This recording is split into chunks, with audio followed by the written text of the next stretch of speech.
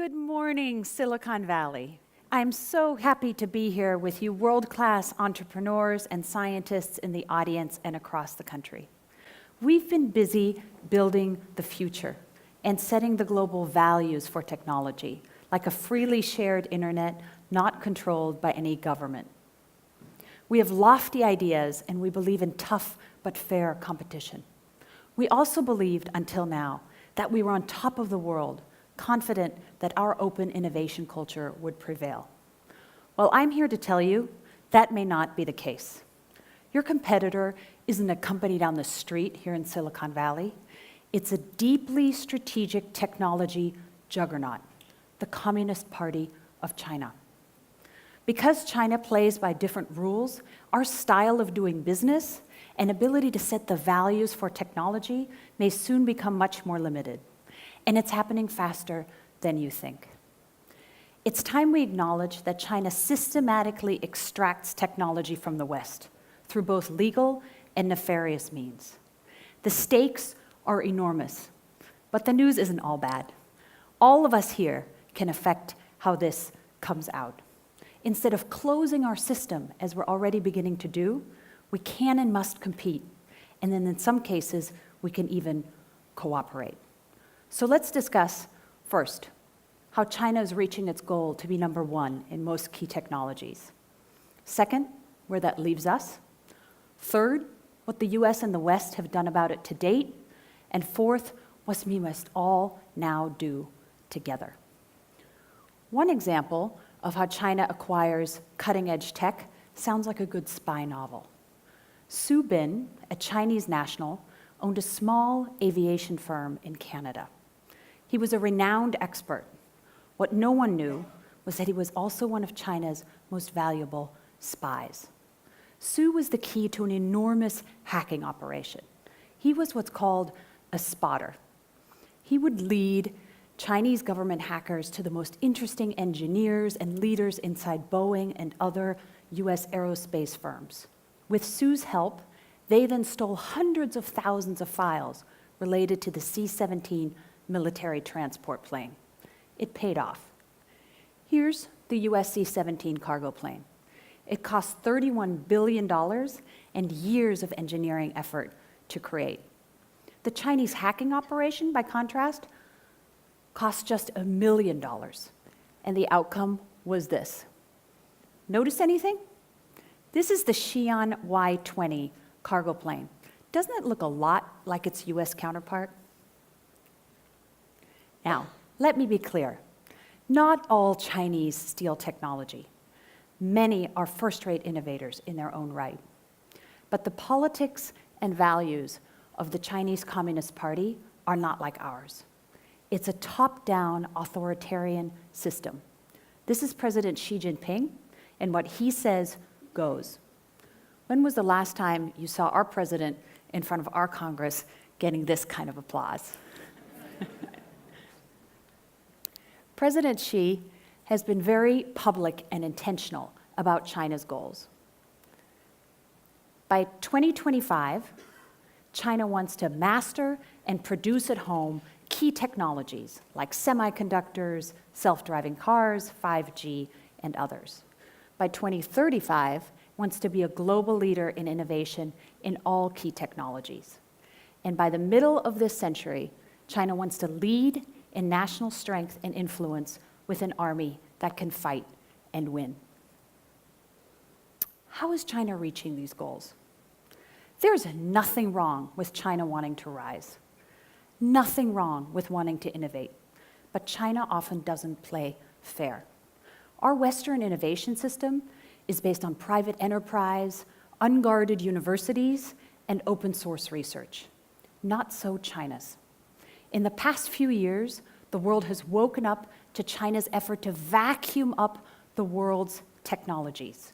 It's a systematic effort coordinated by the Communist Party, and this is how it works. First, through cyber spying and stealing trade secrets, like Su Bin did, which one commission estimates costs the US economy between $200 and $500 billion every single year. Second, by encouraging students at Western universities, Chinese students at Western universities, to spy. This does not mean that all Chinese students are spies, far from it, but increasingly they're getting pressure from their government to do so.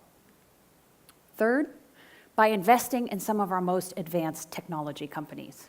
In recent years, Chinese have been involved in 10 to 15% of all US venture deals. And finally, by forcing Western companies to hand over intellectual property as the price of doing business in China. Now, China also has a very impressive, entirely legal, whole-of-government effort to educate its scientists, to provide lots of funding for key technologies like semiconductors and AI, and then, because the Chinese Communist Party has such a tight grip on its private sector, to ensure that anything learned in a private lab goes to benefit the Chinese government and military. Through all these means, China is rapidly catching up. Depressed yet? I don't mean to terrify you.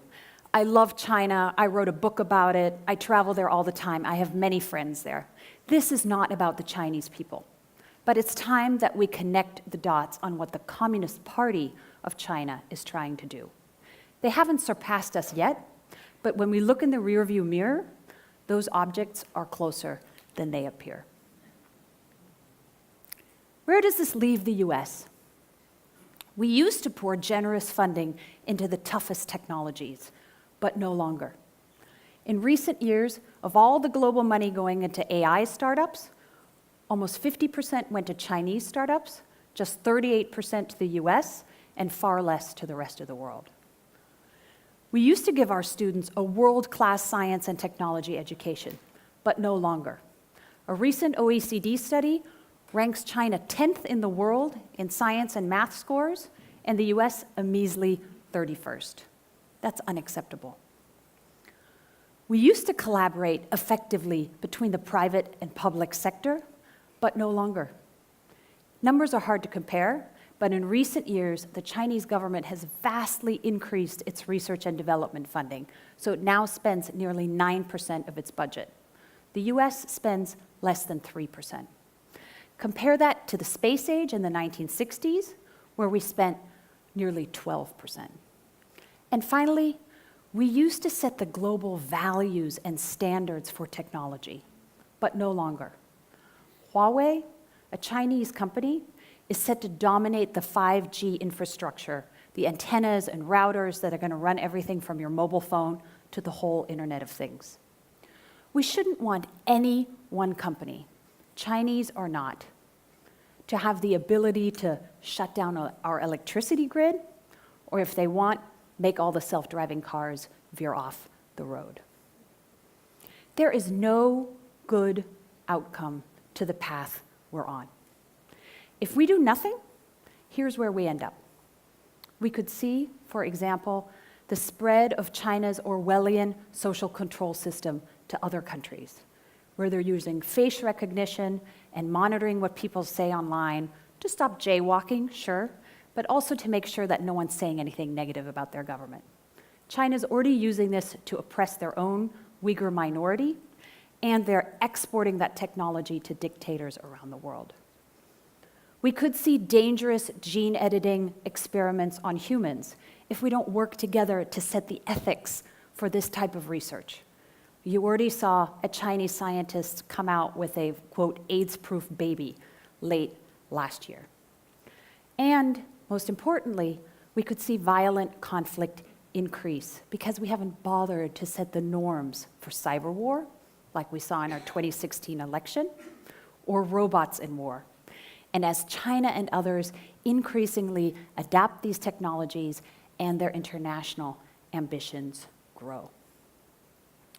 This is not inevitable. It's in our power, all of us, to choose a different future. The Chinese aren't 10 feet tall.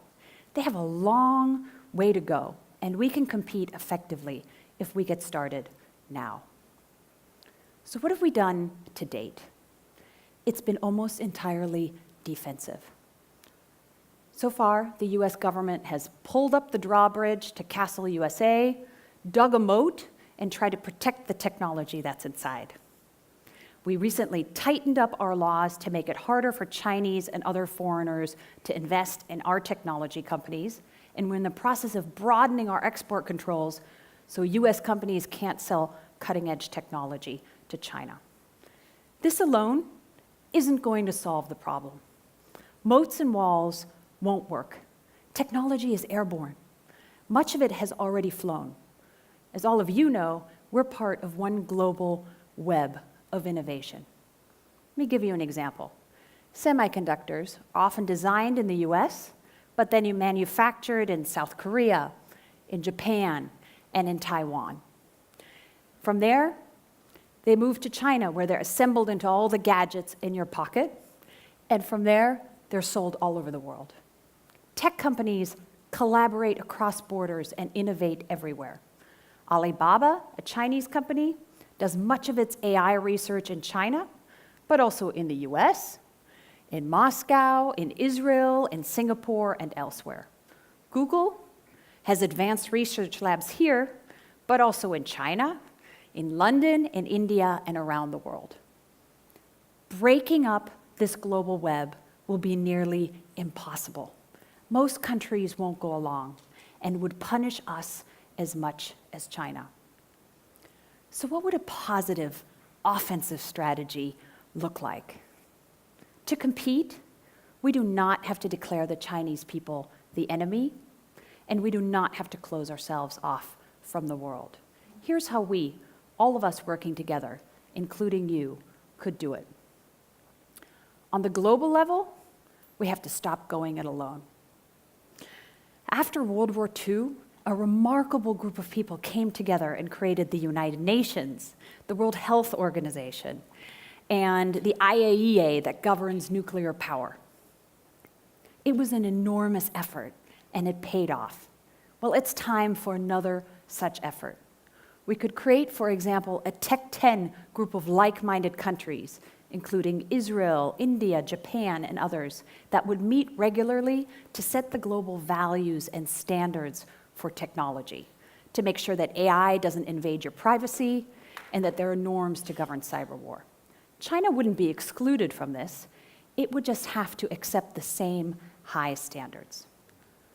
We also need to make sure that trade in technology is fair with our allies, not alone, as we're currently doing. There should be costs to countries like China who steal and extort to get an unfair advantage. The US government should get into the act. We absolutely must increase our federal R&D budget by billions of dollars every year. Currently, our government and military are hopelessly dependent on the private sector. We also must ensure that there's much more competence in the US government about technology. Did you all see the Zuckerberg hearings last year? I was left feeling that many of our members of Congress are terrifyingly unprepared to govern advanced tech. Time to change that. We must improve our science and technology education. We just can't be the engine of progress if our children can't do math. And on immigration, rather than banning Chinese scientists from studying here and keeping the best minds out of the US, we should let them in, vet people carefully, and crack down hard on anyone who is actually caught spying. Xenophobia is not the answer. It's not just governments. All of us, including all of you here and watching online, have a role to play. If you work in a private sector tech company or a university, wake up. A cyber threat from China or elsewhere is probably already within your system. This is not the US government just being paranoid. And please, within reason, begin cooperating with your own government again.